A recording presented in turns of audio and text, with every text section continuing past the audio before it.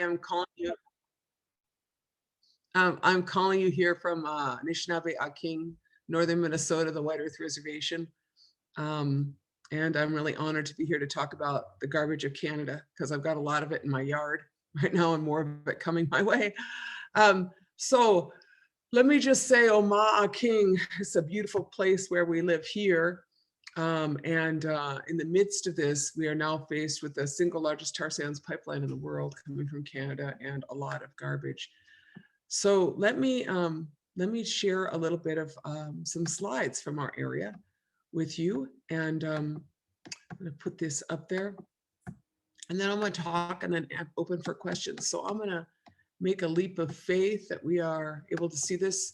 So this is a mural in downtown Duluth of a water protector, and she was painted right after Standing Rock or during the Standing Rock era. Anishinaabe water protector, and I like this painting because a lot of Indigenous women are missing and murdered in Canada and the US, but this one is not. She's about 20 feet wide and 30 feet tall in downtown Duluth, and just want to introduce you to her. And I saw that Ever had some of this art, but I always like to show our art, Anishinaabe art. And you're from Canada, a lot of you, so this is art that shows relationship, and it's a different worldview. But I like to point that out because as many of you know, I was educated at Harvard, and if you wanted to study the fine arts, you went to the Fogg Museum and you studied European art. But if you want to study Indigenous art, you went to anthropology, the Peabody. And so my point is that Indigenous knowledge has not been valued, and as a consequence, we have the problems we have today. So look, in the remaining times that we have of our lives, there's very little biodiversity, or what there is where we are. That's to say that Indigenous people, we're about 4% of the world's population, but about 75% of the world's biodiversity. And a lot of that biodiversity is the boreal forest, where y'all live up there, the boreal forest where I live in Canada, and in the northern part of the US, and in the south, in the Amazon. But if you're going to protect the planet, you got to protect the biodiversity. And we know that because we're in the middle, or maybe at the end, but who knows, of this pandemic. And the pandemic was caused by the folly of Wendigos, that's what I would say, of industrial agriculture, industrial mining, and industrial extraction. It's Wendigo economics, when you destroy mother. That's the economics of cannibalism. And anyway, in the destruction of biodiversity, we ended up with a bat in China that ended up where it wasn't supposed to be. The origin of this, the COVID pandemic, is with a bat. And so basically I want to say is you need to leave the wild things where they are. And where we live, there's all these wild things, and you can't mix them around. You got to leave those things. And so if we're going to survive, we need to protect biodiversity. We need to work with Indigenous people. And that involves a little more than consultation. That means that no means no. This is the US. You guys have a map like this of Canada, but just trying to give a little bit of context. And this is where I live on Round Lake, Gawawi-Gamug. So I kind of like to start with remembering when it was great. I always say, making America great again. That's what Trump said. But when America was great, there was 10,000 varieties of corn, tremendous agrobiodiversity. Anishinaabe people, Métis people push corn 100 miles north of Winnipeg. We're the northernmost corn growers in the world. And the fact is that what we know from the Irish potato famine and from everything else is that you want agrobiodiversity, not a monocrop, because you got a much better shot of surviving if you have that agrobiodiversity. And in addition to that, of course, we're familiar with the 50 million buffalo, the single largest migratory herd in the world. We're familiar with the sturgeon that moved from all our rivers, the buffalo of the rivers, the sturgeon, the buffalo of the rivers. And we know that, once there was 50 million buffalo who ate 250 different kinds of grass, and that today that's been replaced by about 30 million cattle who need a fossil fuels economy to support them. And so a set of choices have been made in the rapid progress of America and Canada, which not only destroy biodiversity, but have put us in a very perilous situation today in the time of climate chaos. And this is Monoman, our wild rice. This is a picture of myself and Don Goodwin a couple of years ago out at Big Rice Lake on the White Earth Reservation, which is a mother lode, and everything you see there is Monoman, it's wild rice. And all you got to do is take care of it. All you got to do is take care of your water. All you got to do is take care and not make a mess, and you have rice every year in succession. And so, that is who we are, And the conflict between us is very clear. It's a conflict between two different worldviews. It's not a new conflict, Canada. It's a long time conflict with how you act and how we act, and a long time ago, Indigenous people said, don't pick a fight with Mother Nature, you're not going to win. And so there's all this rationalization and models and formulas and regulations. But in the end, the Creator's law is higher than the laws of Canada, higher than the laws of the United States. And you can't drink the water if you pollute it. So this is Fort McMurray a couple years ago. This is what the party in the tar sands looks like. And, basically we've entered this era where Anishinaabe people call this the time of the seventh fire, where we're told we have a choice between two paths. One path is well worn, but it is scorched, and the other path is green. We have a choice between two paths, one well worn and scorched and one green. And we got to take the right path. This is the path that Canada is on. And the consequences of the scorched path are what we see today, catastrophes of biblical proportions. Whether it is the plague, of a pandemic, that's kind of a biblical proportions catastrophe, or whether it is the fires that have consumed the entire west coast of the United States and Australia, whether it is the hurricanes and the storms of such great force because of climate change, or to the north, the melting of the polar ice caps, catastrophes of biblical proportions. And so we would say time to move to the green path. That's what we would say, but Canada doesn't want to do that. Canada keeps making more garbage in the air, more garbage in the land, and more garbage in the water. That's Canada. And it's not just us that are affected by it, but we're all affected by it, And I like what Arundhati, and this is a little bit of a cost of that. But Arundhati Roy, the Indian writer, talks about pandemic as portal. And what she says, pandemic as portal. She says, in the history of the world, pandemics have always caused societies to change. This one is no different. Brings us to our knees. We're all busy doing all kind of important stuff. And then the pandemic hit and we had to redo our lives. We had to figure out what was important. We had to figure out how to eat. We had to figure out who was breathing safe around us, who was breathing safe. We had to figure out how to get local. And we learned a lot. Pandemics forced societies to change. We decreased our fossil fuel consumption by 10%. Seed sales went through the roof as people saw food systems failing. And we changed our work habits so more of us work at home. Societies to change. And she says it's a portal between one world and the next.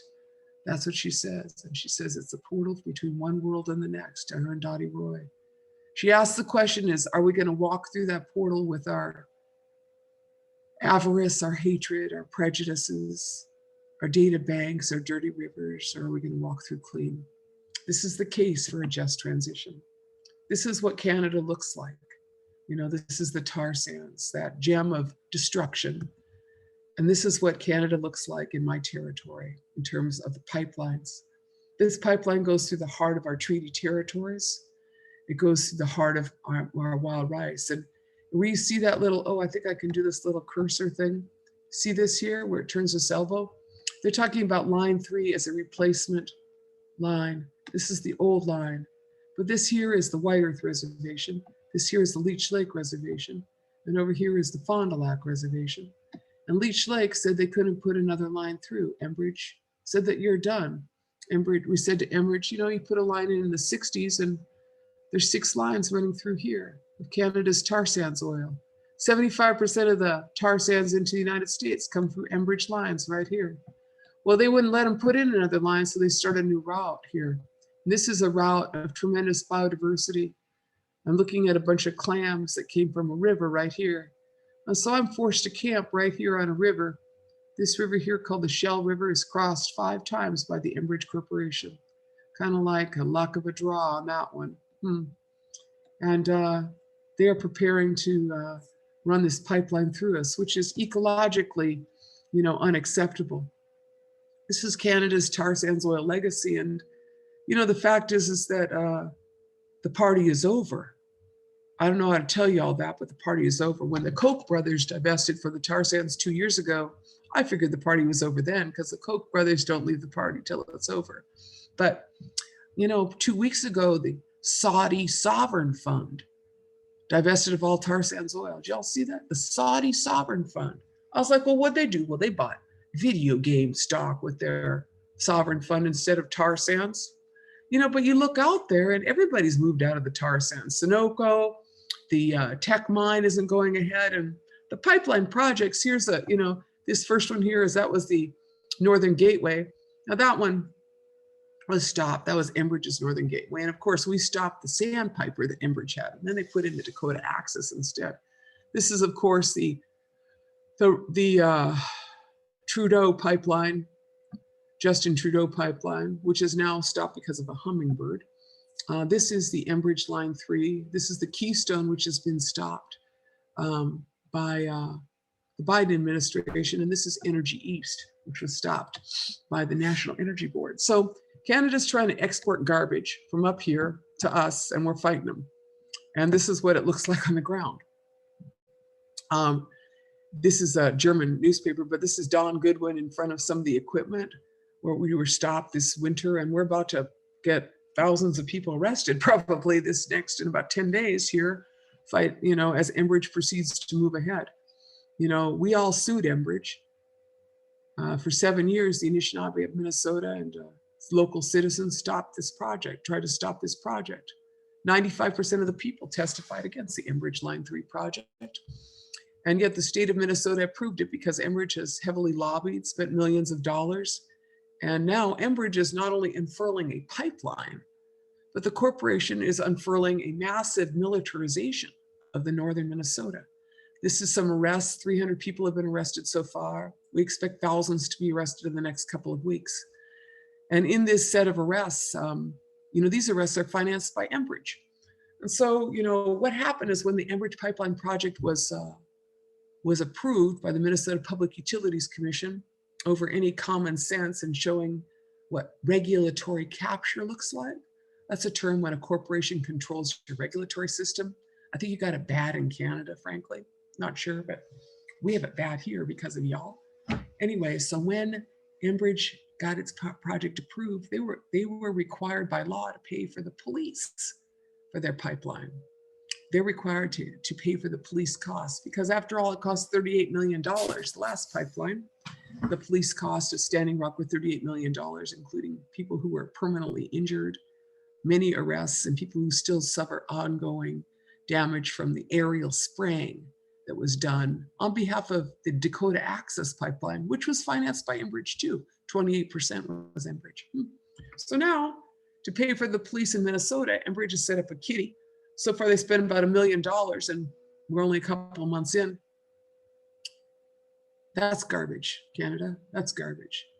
When a Canadian multinational finances your police to get in a project in your country, that's like third world stuff.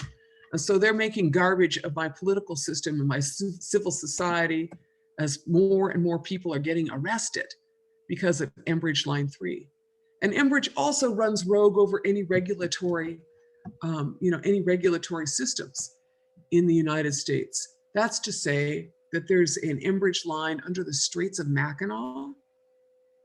That's the line that goes to Sarnia. Line 5 goes to Sarnia, goes through the Straits of Mackinac. That line has been in there since 1953 under the Straits of Mackinac. So it's a pipe. The anchors are loose. It got hit a couple times here and there. The governor of Michigan last November ordered that pipeline closed down as a threat to the people of Michigan. On May 12th, people gathered for the eviction party of Enbridge, but Enbridge, followed by the Canadian government, has rejected their permit revocation. And Enbridge has said that the state of Michigan, which issued Enbridge, that Canadian multinational, an easement to a build a pipeline in 1953 under the Straits of Mackinac, a 1953 pipeline. So let's just get this right. It's like a 60-year-old pipeline going towards 70 under the Straits of Mackinac. The Enbridge says that the Michigan cannot revoke the permit, that the state that issued the permit doesn't have the authorization to revoke the permit. And so now you have a question of a rogue Canadian corporation that says, we own the pipes under your water, and if you tell us to get out, we don't have to get out. And your government in Canada is siding with Enbridge. So I'm just trying to figure out how this all works, how Canada makes garbage of my political system and of my human rights. You know, this is what is going on in my territory. It's the equivalent of 50 new coal-fired power plants. And this is what on June 5th, there are thousands of people coming to northern Minnesota. And this is what it looked like at DAPL, Dakota Access Pipeline. And this is what we expected to look like in northern Minnesota by July. This is what we expected to look like, and we're trying to avert it. We have a court hearing at the end of June, but you know, if the courts do not rule for us, we're going to get people hurt. And that's going to be because of Canada and its bad habits of garbage. So look, I told you my problems, which are Canadian, let alone the Canadian mining corporations that are trying to take over my water. But that's enough of the garbage from Canada. What I want to say is that we have a much better plan. Now I might call this the pound maker plan, or maybe I'll maybe that's what I'll call it, is the pound maker plan. But look, what we need is a way out. And the pandemic offers us this doorway between one world and the next, because we had to change everything.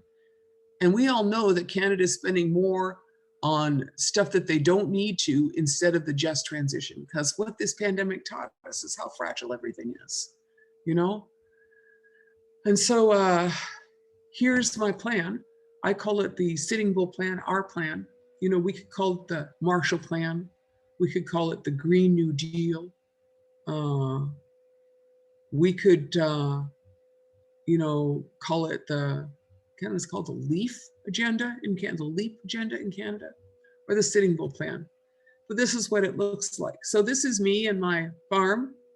This is me and my life on the farm. In the pandemic, I got quarantined to a farm with all these kids. And we decided that we should farm, and all these women. And so we're rebuilding a local post-petroleum farm system. I'm interested in post-petroleum local agriculture, much horsepower as possible. This is Kara driving the team, and this is what we grow. I am interested in what we grow is indigenous varieties of corn, beans, squash, potatoes, tobacco, and Jerusalem artichokes, and hemp. So this is what agro-biodiversity looks like in the land of the potatoes.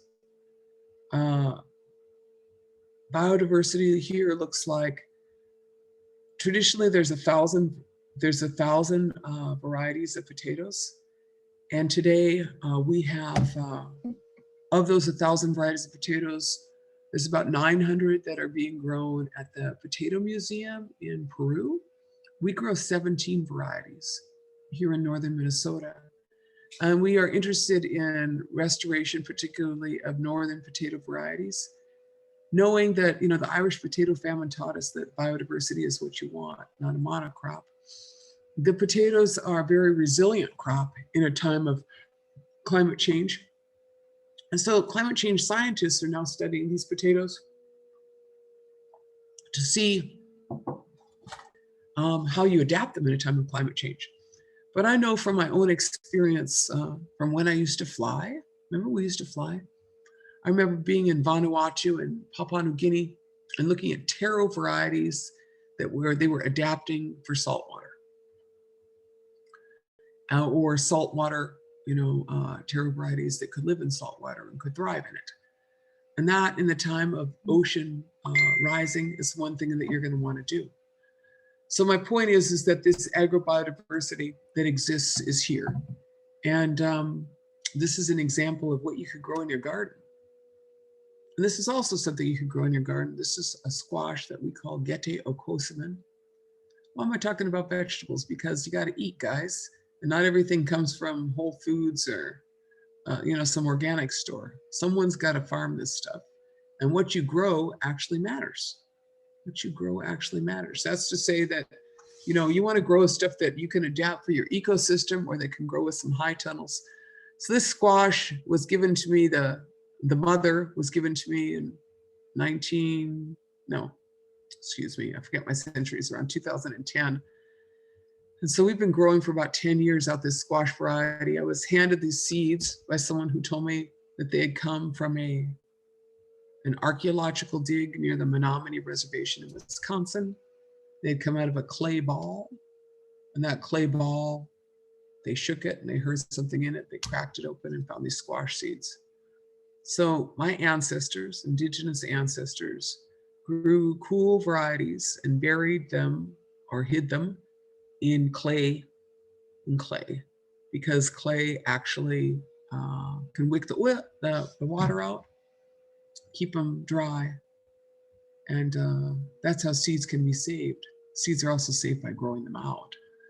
And so this variety we've grown out, and when I first started growing it, people said, "What's it called?" And I said, "Oh no." And then, people kept asking me. And then, so one day I named it. I said, white guys name stuff all the time. I'm sure you all know that. White guys name all kind of stuff. But this squash we call Gete okosaman. Gete okosaman, which means something like really cool old squash, Ojibwe.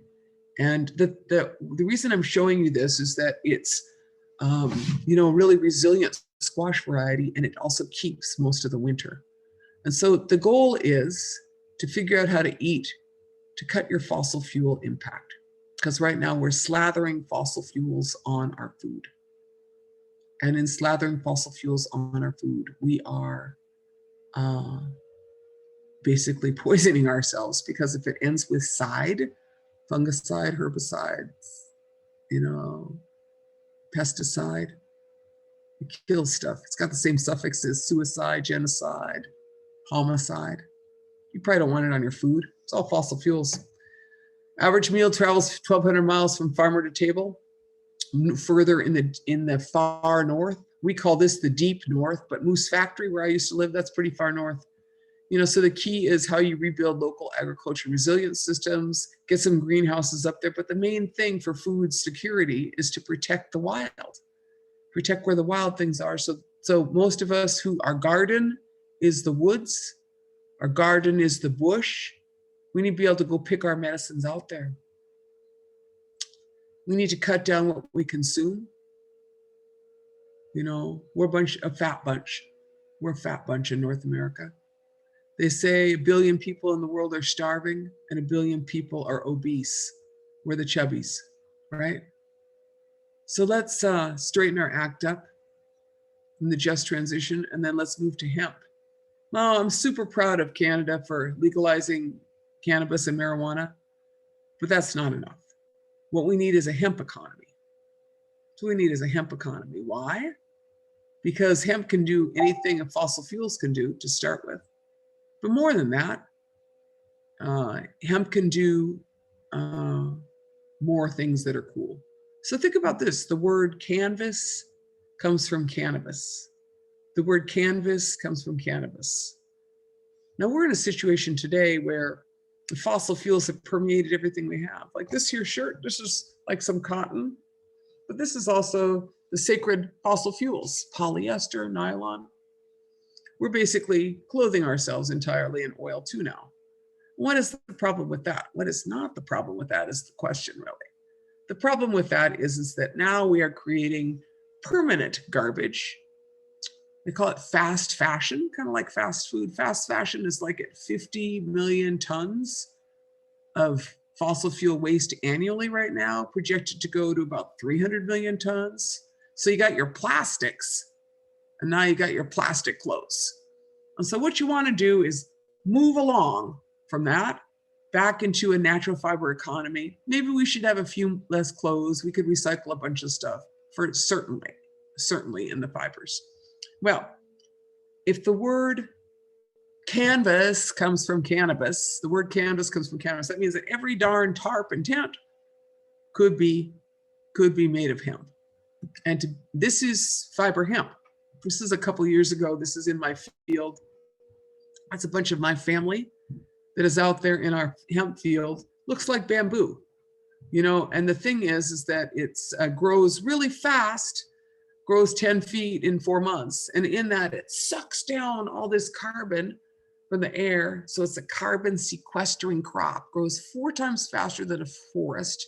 It's like 8 times more recycling potential than paper that we're using now, clear cutting forests for paper mills. You could recycle this paper way more times because the fiber is stronger. That's right. So what you got to do is take it from this thing that looks like bamboo into the field into something that looks like this outfit. And that is the trick. And Canada needs to get on it because in criminalizing cannabis, as was done, we got about 100 years of catch up to do, and we don't know what we're doing. And so anything that I import that's fabric to sew from China, and they're using chemicals. So the thing is that the hemp economy and the cannabis economy is an entirely new economy that does not exist. It doesn't exist in the United States and Canada because they say 100 years ago, we had a choice between a carbohydrate economy and a hydrocarbon economy. Let me say that one more time. They say that 100 years ago, we had a choice between a carbohydrate economy and a hydrocarbon economy. Almost the same word, carbohydrate, hydrocarbon. We made the wrong choice. We went fossil fuels. You know, we know that that was because of the oil companies and everything. But the point is that you can build a carbohydrate economy, a brand new economy. And that new economy on the prairies with your wind turbines you need to put up, take all of that. You know what we should do, Canada? You know, I heard there's 30 million tons of pipe from the Keystone pipeline that never got built. Why doesn't TC Energy just bring those back to Alberta and turn them into wind turbines? That's what you should do. Just upcycle your pipelines. Upcycle your pipelines so we aren't sitting here looking at your pipeline garbage. And then there's the garbage you didn't get out yet, right? I just want to point out one more time that, did I mention that Enbridge has all these lines in the United States? They won't move them out. And if they won't move one out under the Straits of Mackinac, what about the other 6 lines? Enbridge has $23 billion worth of garbage sitting on our land that they're going to have to move at some point. Like, who cleans up after the party's over? Enbridge. Who cleans up?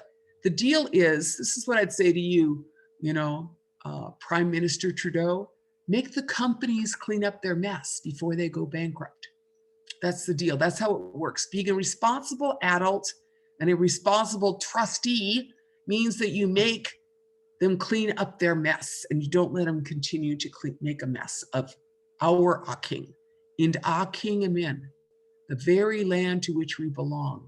And our king amen, the very land to which we belong. And then you go hemp. Trudeau, you want to be revolutionary? Go hemp. Build a hemp economy in Canada because we need it and you need it. You know, biodegrades. You can build cement, these hemp bricks. You can carbon sequester. You need a carbon sequester up there because you made a mess in the tar sands. So sequester that stuff with hemp. That's what y'all got to do up there. And then the plastic thing, it biodegrades. But the trick is quit with the single-use containers. Just quit. Not any good. Just garbage that lasts forever, you know. And I want to tell you a little something, all you listening to this. All my kids had cloth diapers. If you're going to have kids, put them in some damn cloth diapers and wash that poop, okay? Don't be buying, like all you people that are about to start having kids, just forget those disposables and go cloth, you know? I washed those. It's okay, man. Grow up. Clean up your poop. Anyway, enough of me talking about poop. But the point is that you got to move beyond a disposable economy because, as you're all discussing here, there's no such thing as away. You don't throw it away. You put it in somebody else's land. That's what happens with Canada's garbage. And, you know, bears should eat things besides garbage, by the way, just to say Canada. You know, and I know you got a lot of cute pictures of the bears up in Churchill eating garbage, but that's not what bears are supposed to eat. So clean up your mess. But beyond that, what you've got to do, Canada, is evolve to all of those fabulous breweries for all that alcohol that everybody's got to drink in Canada. You need a bottle washing facility, Toronto, bottle washing facility.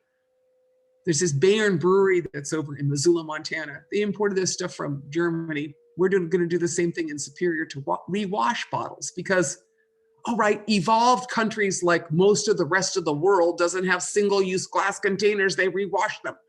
That's a whole new industry, a lot less energy, a lot less carbon footprint. And I call this the new green revolution. Why? This is my hippie picture, but it was taken a couple of years ago in my hemp field.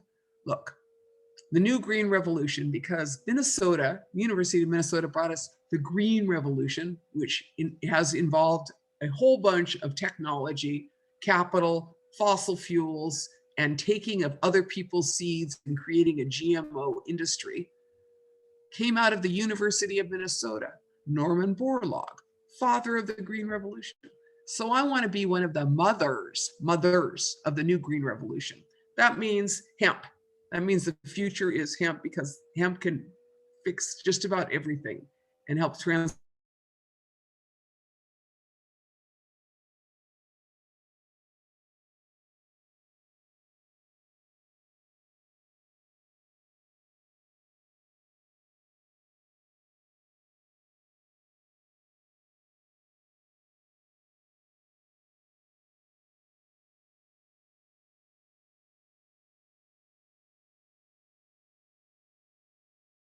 But sunny as heck. So you can heat your house about 20% of your heating up the temperature with these solar panels. That's what you got to do. And so we are looking to do that more. We started putting these on the south side of our houses. This is a tribal house. You know, you could put it on your south-facing walls and all your tribal housing projects too. And then we just started to build those things. So that thing, pretty simple technology. It's like kind of the low-hanging fruit of solar. That's what you do. This is where build them. This is a couple years ago. I don't know why I got this crazy picture, but my guys build them. There we are building them. There's a bunch of people that came to see us because we're so cool. I need to do some wind.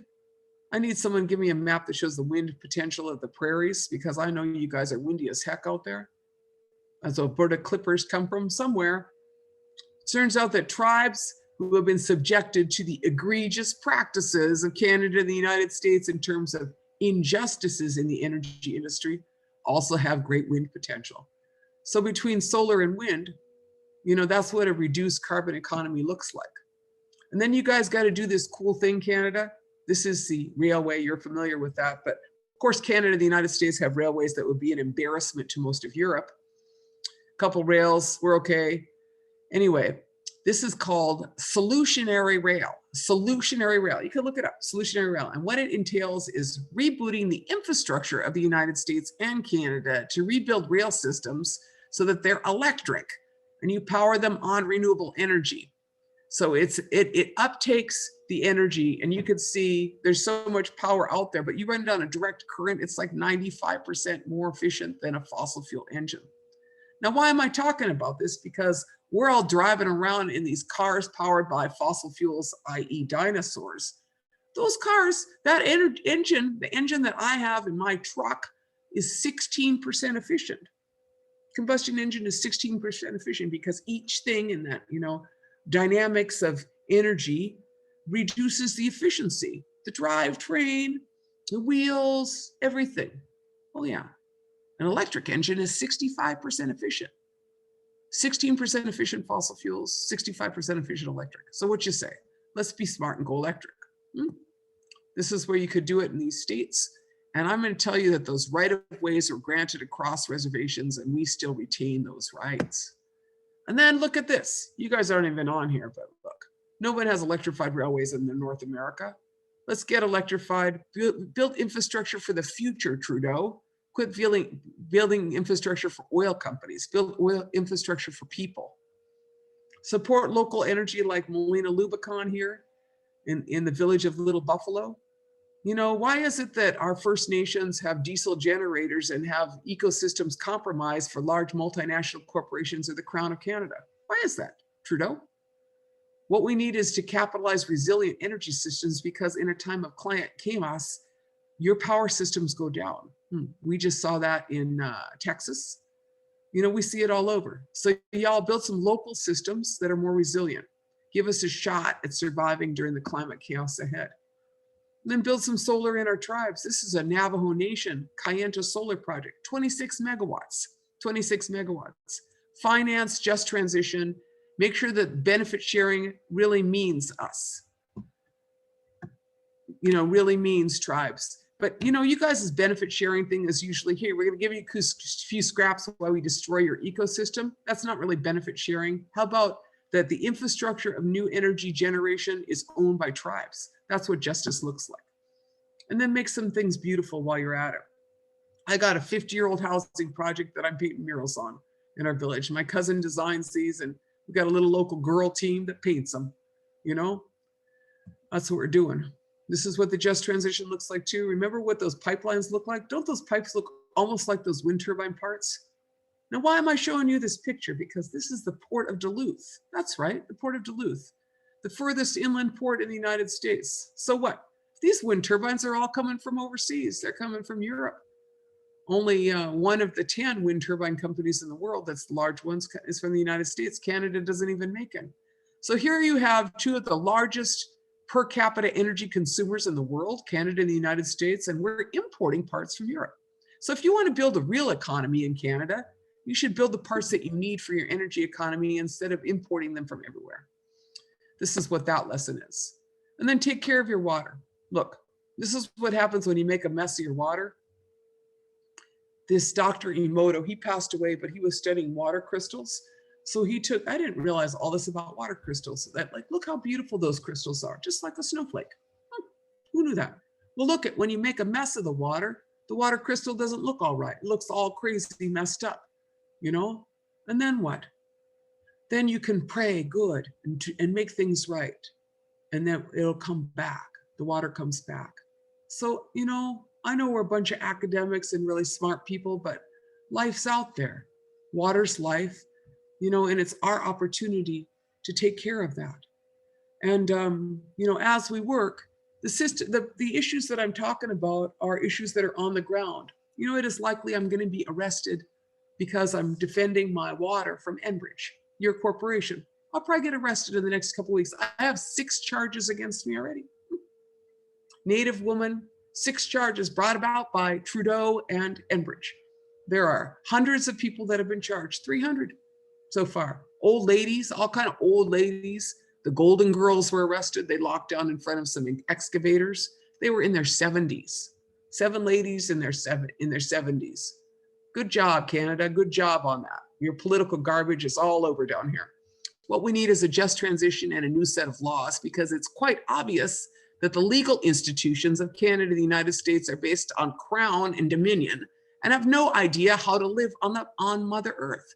What you need is the rights of Mother Earth, the rights of Mother Earth, the rights of a river, the rights of our wild rice have been declared by our Anishinaabe people, the rights of salmon, the rights of Mother Earth. And who does this political leadership in the world is Indigenous people. It's the evolution of Canadian colonial systems and American colonial systems to reflect the rights of Mother Earth. This is the president of Bolivia, Evo Morales, until he was deposed in the lithium coup, sponsored, I suppose, by Tesla. You know, he's back. He's back. He's not the president. But what they did is the rights of Mother Earth is a part of their constitution. The rights of Mother Earth enshrined as a part of their constitution. That's what we need to do, you know, and we need to invest in the next generation. This is my retirement plan. Raise the leaders and the matriarchs. This is some granddaughters and some nieces. And do the right thing, you know? So listen, I'm gonna stop. Happy to open up for some questions. And can you all see me or hear me at this point? Miigwech.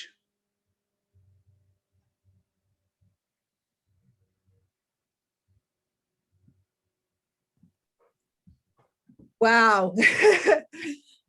Thank you, Winona. That was amazing. I mean, I went through a period of feeling really ashamed, and I have to apologize. You know, we're really doing a bad job here. And I'm really glad you're calling us on that. As Canadians, we pretend to do one thing and do something else. So anyway, I hope that message has been taken in. And I just have to be honest that all my problems come from Canada. I know you guys are about trying to fix that. I'm just trying to point out the urgency of the problem that your government has created.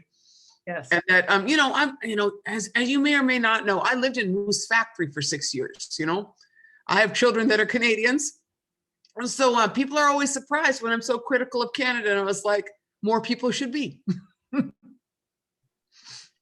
yeah. Well, thank you. I think it's really good to call us, say it like it is, and you've done that. And I also really appreciate what you've said about, direct action. You really are taking a stand and involved in that, and it is pushing and having an effect for change. And obviously there's political action and working towards the divestment of the fossil fuels that are all part of what we need to do. And I'm sure there's many more things, but I'm going to let Ever go to the chat and ask you some questions from the people who are here. But thank you so much.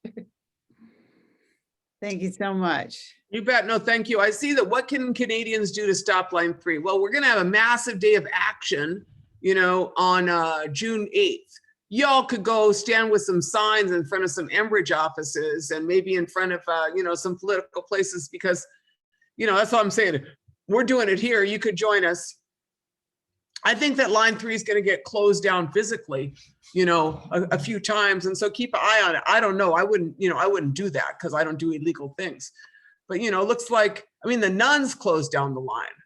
You know what I'm saying? It's not a bunch of brown people, a bunch of nuns locked down on the line. The Catholic workers turned off Enbridge's valves. Then some librarians turned off Enbridge's valves. So have some action and solidarity.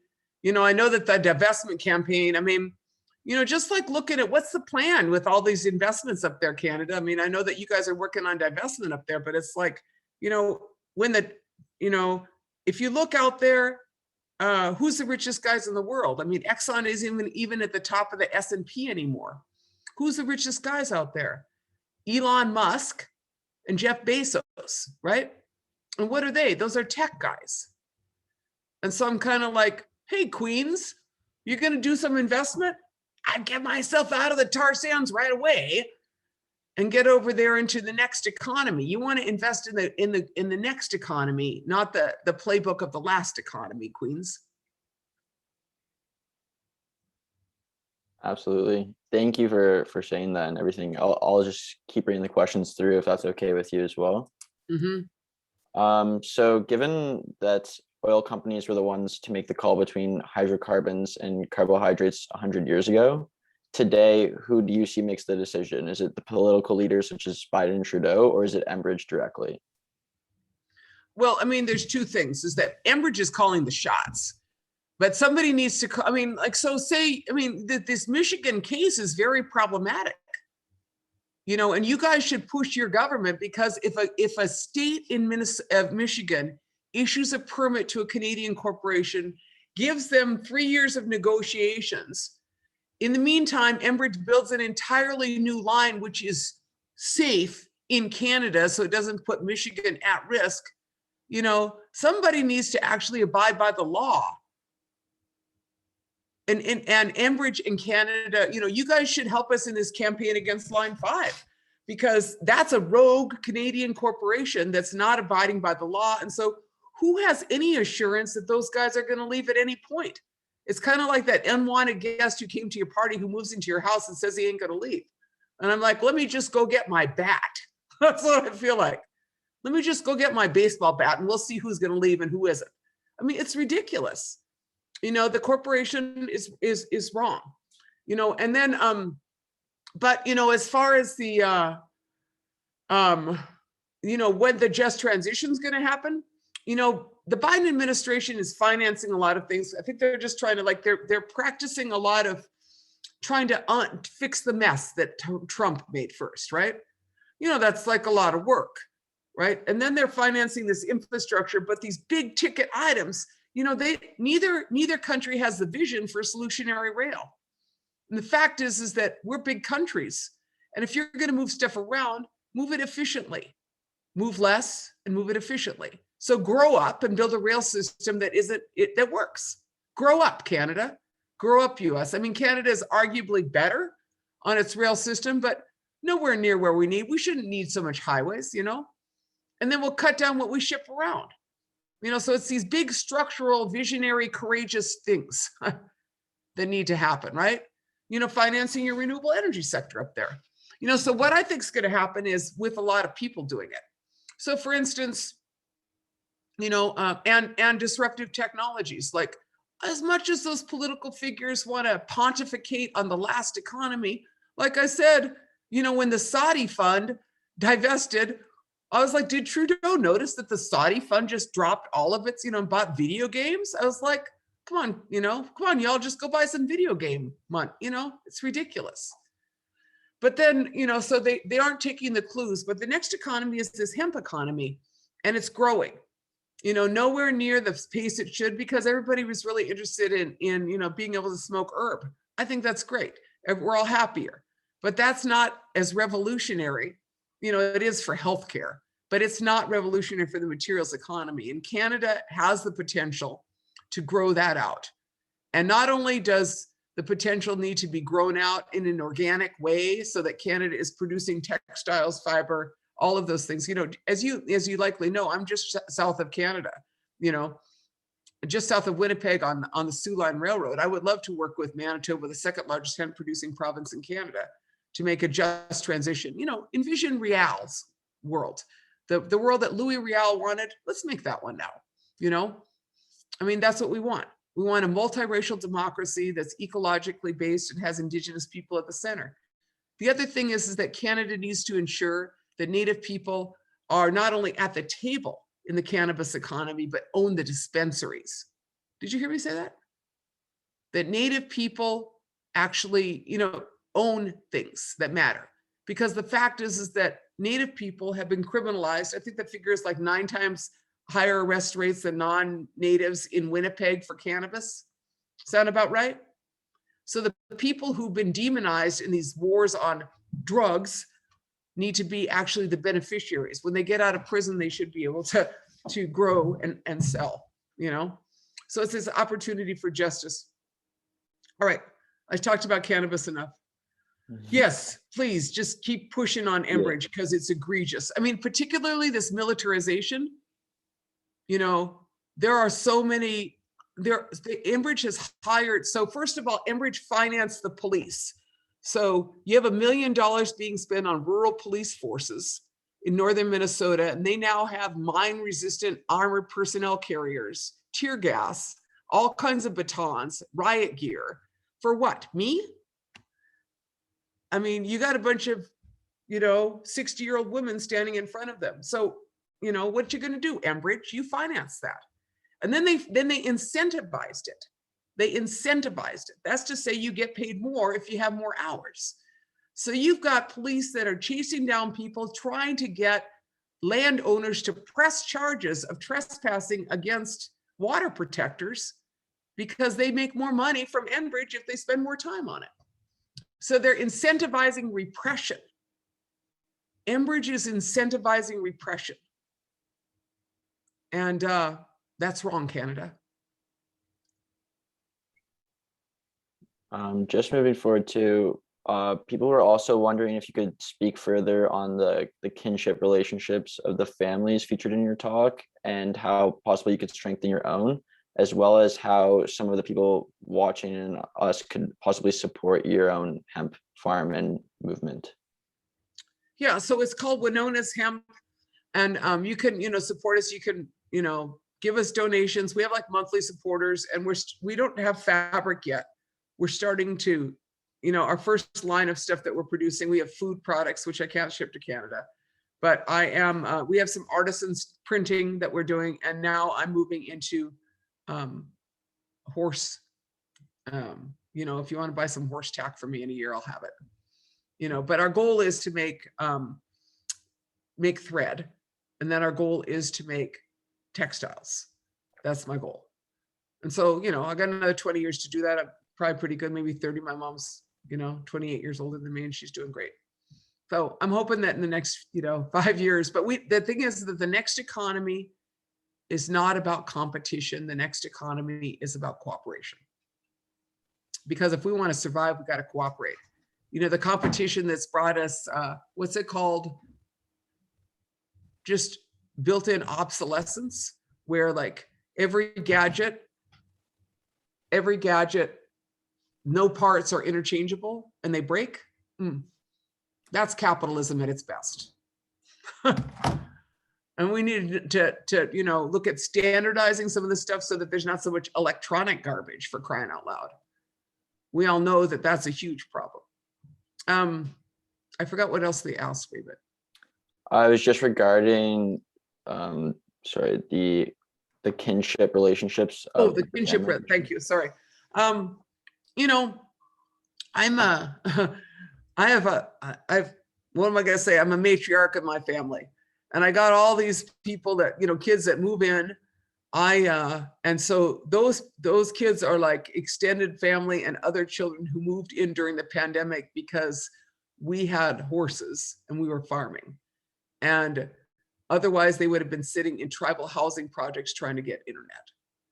And so I've had this opportunity to help grow a bunch of young men and women into better horse people and better farmers and gardeners. And I'm now on my second year, and we're running like a culture camp. Those, I'm someone who works, with my extended family, but with a set of extended families, that are farming and doing all this just transition work here in our community. But we are also formal charitable organizations. King, Anishinaabe Agriculture, Honor the Earth are all, you don't have the same designation in Canada, but I think it's called a charitable organization. And so my structure of a lot of the work is in the nonprofit sector, is what it's called. And so we do all pieces of it. But I'm interested also in, training the next generation of leaders, and you only train them by doing it. We also had a question regarding whether or not there's ways that we can support the legal challenges through funding or fundraising to support the legal fight against Line 3. Yeah, if you go to stopline3.org, that's where like individual donations go, and a lot of that is going into the legal fund. We have attorneys, big attorneys that are fighting in the courts, but there are hundreds of people being charged because of Enbridge. And so that's where some of that legal counsel is.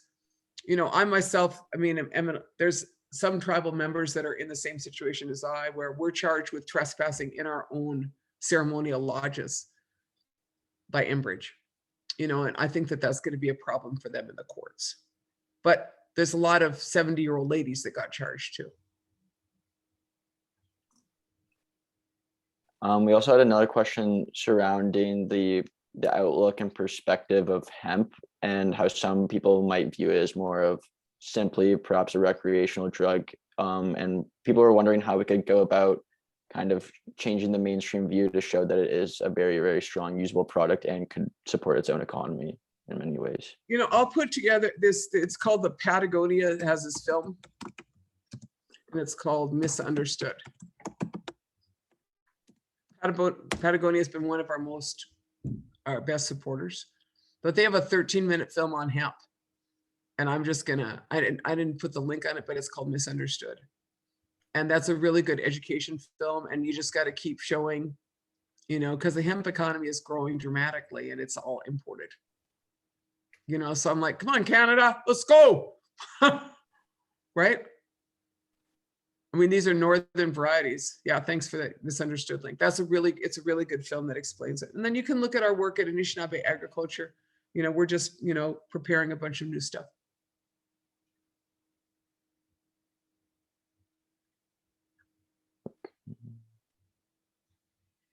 We had some people talking about some of the banks and how some of the viewers were talking about they're going to be also protesting June 8th in front of Parliament, if that was of interest. That's great. Yeah, show some signs, show some team spirit. I need a little team spirit for the home team here. you know, I mean, I think that Canada's starting to realize that Enbridge might be a problem, but I don't, you know, they're so, you guys, I mean, it's like it's addict behavior. That's what this all is. And so I feel like Canada and the United States need a fossil fuel, you know, detox recovery plan, you know, because the thing is that when you're an addict, you know, I have one addiction, which would be coffee. That's like, it's pretty serious there. You know, I was camping this morning and I had to go roaming around. I got a good cup. But my point is that addicts behave badly and shouldn't make policy. And when you have your dealer making your public policy for you, Canada, it's even worse. You know, so that's what I'm saying. Trudeau, wake up. Who's going to clean up that mess? You know, that in North Dakota, did you know that the governor of North Dakota, Bergman, he used COVID money to clean up fracking waste. So I was like, come on, Canada, you know, let's begin a plan to deal with our addiction, acknowledge that we're all fossil fuel addicts. I'm right in there. And then just begin the plan of the transition so that our addictions don't get the best of us, because they're certainly getting the best, you know. Awesome, thank you. Well, I don't think we want to take any more of your time. That was well over an hour, and that was amazing responses to all questions. Personally, I want to say thank you, and if anybody else from the team would like to.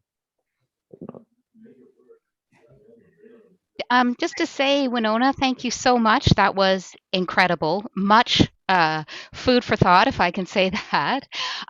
We have tons of people in the chat who have made comments, asked questions. So we'll save the chat and we'll send it to you. Okay, just just in case you want to look at any of them, and we'll definitely be following up with you. This has been, if I can say on behalf of everyone, it's been inspiring. It's been challenging. You're calling us on a whole bunch of stuff, and we thank you for it. No, you know, thank you so much for the opportunity to share with you, you know, and, you know, I hope the Canadians keep calling me to talk to me about, you know, what's going on down there. Cause I'm like, yoo-hoo, hey. Oh yeah. Yeah, no, absolutely. And if we have if us organizers have anything to say about it, you'll be hearing from more of us across Canada to get the word out.